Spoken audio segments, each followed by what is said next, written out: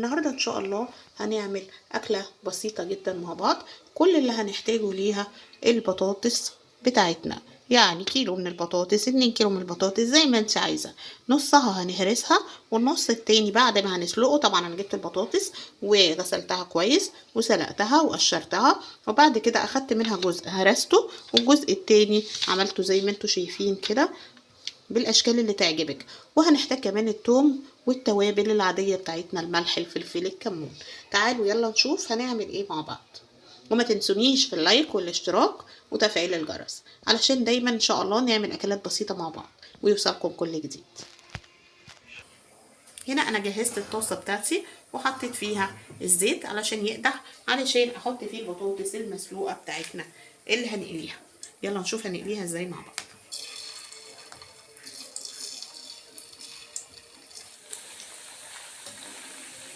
وبنقلبها طبعا لحد ما تحمر معانا ونحس ان احنا وصلنا للون اللي احنا عايزينه.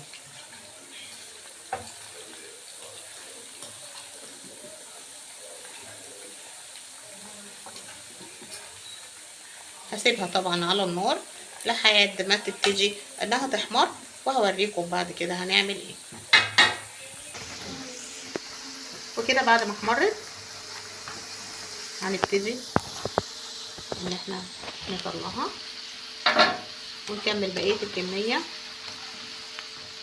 بتاعتنا. شايفين لونها جميل ازاي يا جماعه؟ شايفينها جميله ازاي؟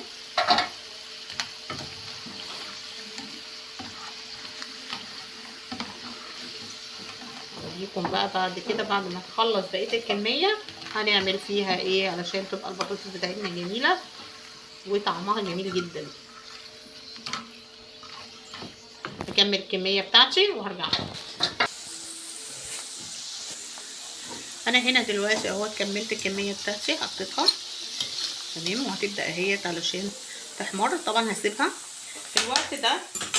انا هنا عندي قطعت بصل وطماطم زي ما انتم شايفين كده اهو، قطعتها زي قطعيها بقى زي ما تعجبك تمام، وهوريكم هنعمل فيها ايه. زي ما انتم شايفين اهي البطاطس بتاعتنا بدات تتحمر تمام. هنبتدي بقى نطلعها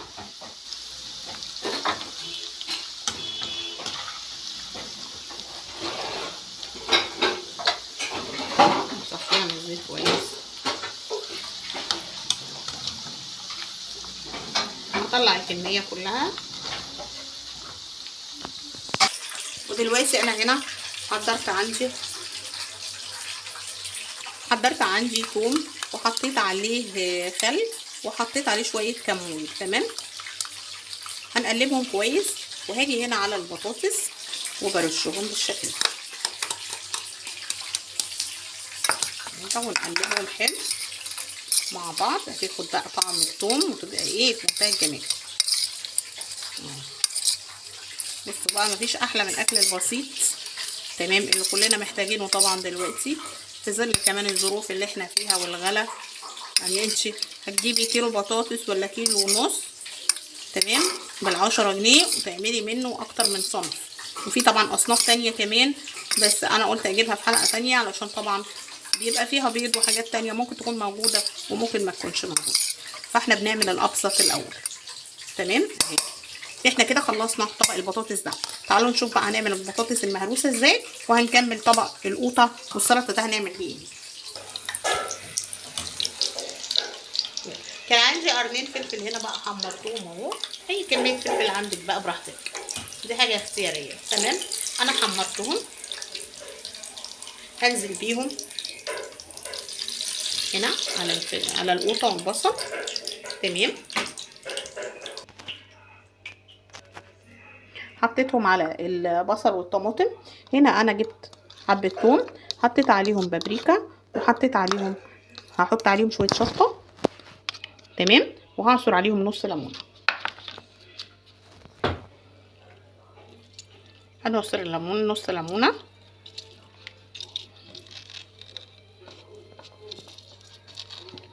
تمام، ونقلبهم تقليبه اهو مع بعض عشان الشطه تتوزع. وننزل بيهم كده ونقلب الطبق بتاعنا.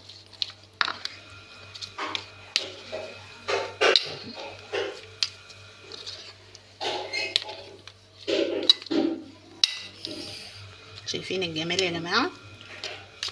قد ايه بامانه طبق بيفتح النفس من غير اي حاجه.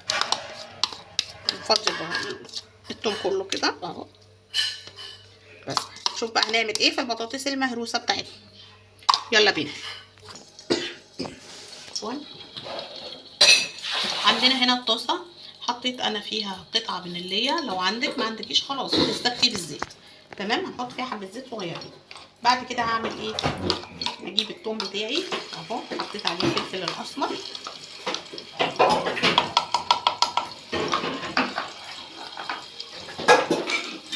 وهبدا اقلبه كويس.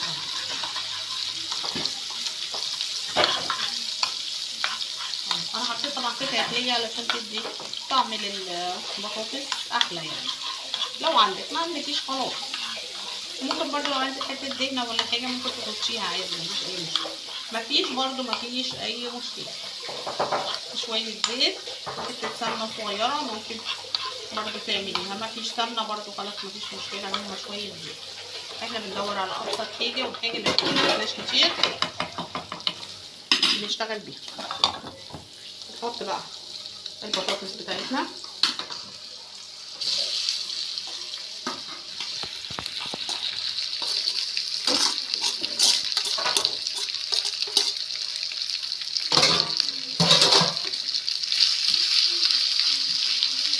ونبتدي نقلب.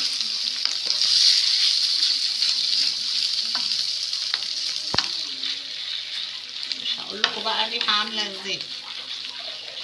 يا جمال ويا جمال. في حاجات بسيطه عملنا غدوه جميله وما كلفتناش زي ما قلنا ايه كتير. الحمد لله ظبطنا الدنيا. بكيلو ونص بطاطس او كيلو بطاطس على قد الكميه اللي عايزه تعمليها اعمليها.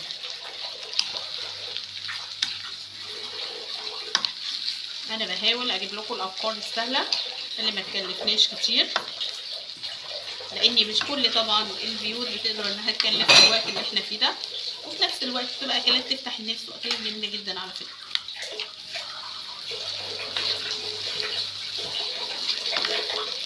وهنقلبها كده كويس، وبعد كده هنحطها في طبق التقديم وهرجع لكم. وبكده ان شاء الله نكون عملنا الغدا بتاعنا النهارده. طبعا بقى لو عندك حته جبنه ولا حاجه ممكن تحطيها معاه براحتك بقى، بيضه بيضتين ممكن تعمليهم جنب الاكل وهيبقى برده جميل.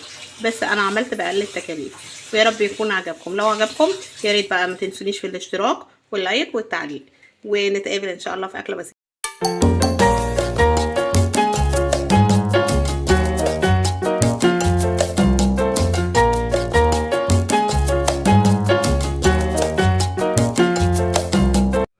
السلام عليكم ورحمة الله وبركاته. النهاردة ان شاء الله هنعمل مع بعض اللانشون بطريقة سهلة وبسيطة جدا. تعالوا نشوف مقاديرنا مع بعض. اول حاجة هنحتاجها كيلو من اللحمة المفرومة، وانا نعمتها اهي. ممكن تنعميها في الخلاط في المطحنة او في الكبة. تمام. 4 بيضات، وهنحتاج كوباية الا ربع من الدقيق، وهنحط عليهم 3 معالق من النشا، معالق كبار. هنحتاج كوباية الا ربع من الزيت. يبقى عندنا الدقيق وعندنا الزيت وعندنا البيض. تمام. هنحتاج كمان، واللحمه طبعا فرمناها زي ما اتفقنا، هنحتاج بابريكا وفلفل اسمر مطحون ومعلقه ملح. وهنحتاج اللهم صل على سيدنا محمد صلى الله عليه وسلم مرقه الدجاج. وهنحتاج للفلفل الاسمر صحيح وده اختياري، وزيتون برضو ده اختياري سواء اخضر او اسمر. وهنحتاج بقى الاربع مكعبات وده اساسي من الجبنه، ومعلقتين من الثوم المفروم. دي من المقادير طبعا الاساسيه معانا. هنجيب خلاط وهنحط فيه الزيت بتاعنا اهو، كوبايه الا ربع من الزيت، وهنحط عليهم الاربع بيضات،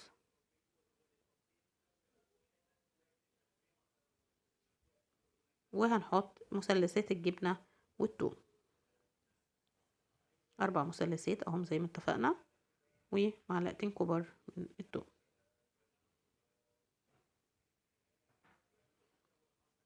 هنحط عليهم طبعا البابريكا والفلفل الاسمر المطحون والملح، وهنحط الخميره مرقه الدجاج الفوريه بتاعتنا. تمام كده. هنبتدي نضرب كل الخليط ده مع بعضه الاول، هضربه وارجع لكم. وبعد كده هنضيف عليه الدقيق والنشا. ضربناه ورجعنا، هنحط بقى عليه الدقيق والنشا، وهنرجع تاني نضربهم مع بعض.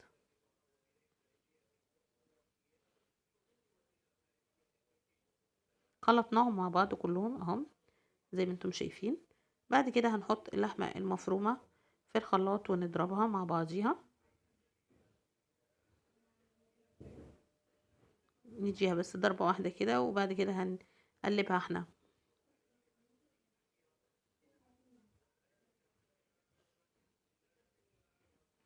اهو انا حسيتها طبعا تقيلة على الخلاط فجبتها وبدأت اني انا اقلبها لحد ما تمتزج الخليط كله مع بعضه كويس.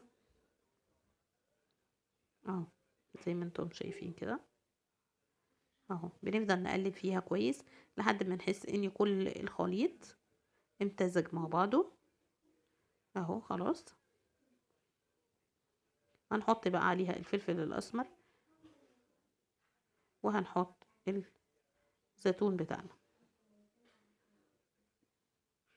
ونقلبه كله كويس علشان ما يبقاش موجود في حته واحده. اهو شايفين، والتقليب بيبقى بطريقه دائريه كده علشان يتوزع في الخليط بتاعنا كله.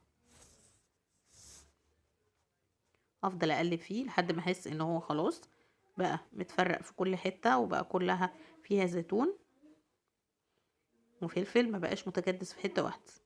وبعد كده هجيب كيس حراري اهو.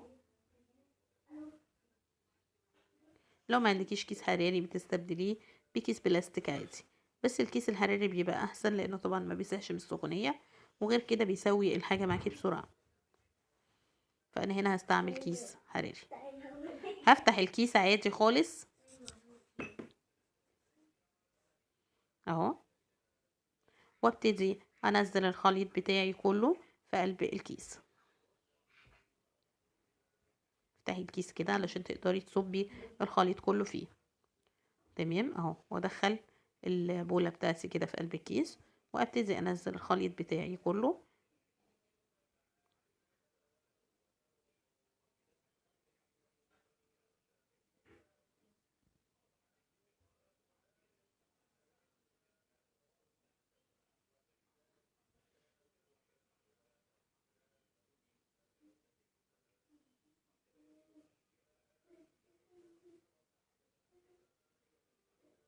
اهو شايفين مع بعض، بنزل كل الخليط اللي موجود عندي اهو.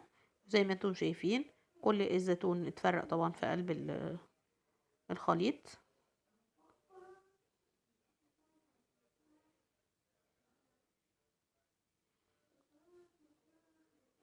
ارجع بعد كده وهحاول اطلع الهواء منه، والخطوة دي مهمة، خدوا بالكم منها معايا، انك لازم تطلعي الهواء منه علشان ميبقاش فيه فراغات بعد ما يستوي.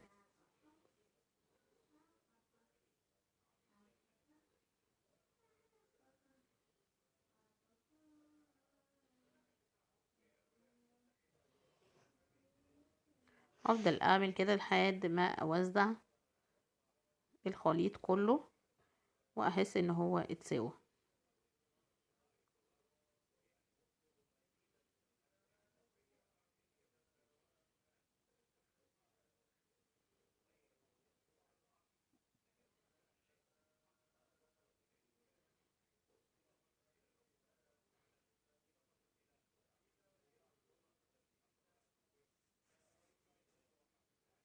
اهو خدوا بالكم معايا، بحاول اخرج الهواء من الكيس على قد ما اقدر علشان يكون الخليط كله متجانس، وفي نفس الوقت مفيش هوا، مفيش فراغات بعد ما يتعمل، ويكون متساوي، يكون شكله حلو اهو. بعد كده هبتدي الف الكيس كده،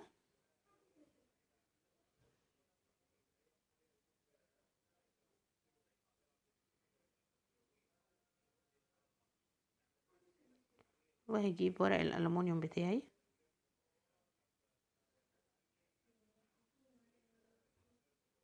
وهبتدي ألف عليه ورق ألمونيوم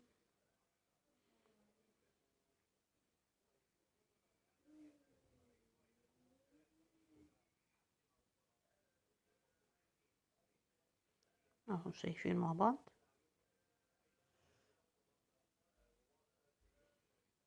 ابتدي على قد ما اقدر اظبطها واقفلها وانا شغاله كده علشان ما يخشش فيه ميه من الداخل اهو. هقفل عليه كده.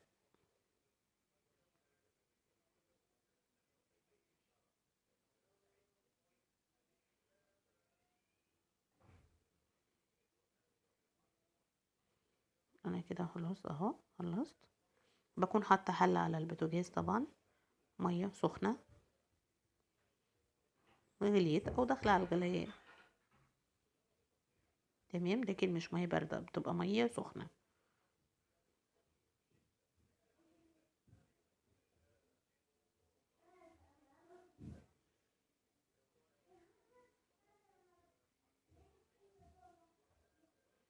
اهي. الميه عندي هنا سخنه اهي،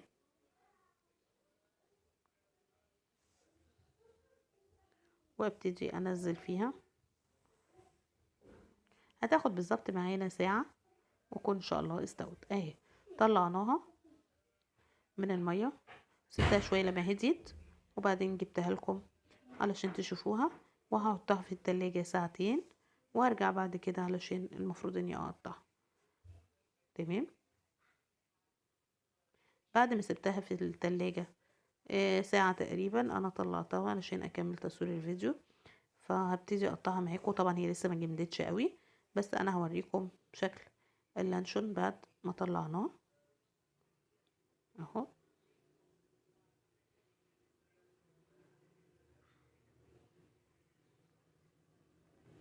طلعناه من الكيس وهبتدي اقطعه. طبعا هي لسه زي ما انتم شايفين برضو سخنة وبتطلع دخان، هي لسه ما قعدتش غير ساعة. طبعا ورق الألمونيوم بيحافظ على السخونية، فصعب ان احنا يعني نكون بردناها يعني. فالمفروض ان هي بتتساب ساعتين على الأقل علشان تكون مسكت. بعد طبعا ما بتطلعيها من الكيس تحطيها في التلاجة وتسيبيها شوية علشان تمسك. وده اللانشون اهوت. طبعا عشان سخن فهو يعني متقطع شوية، لكن كل طبعا ما بيبرد بيبقى جامد. والسلام عليكم ورحمة الله وبركاته.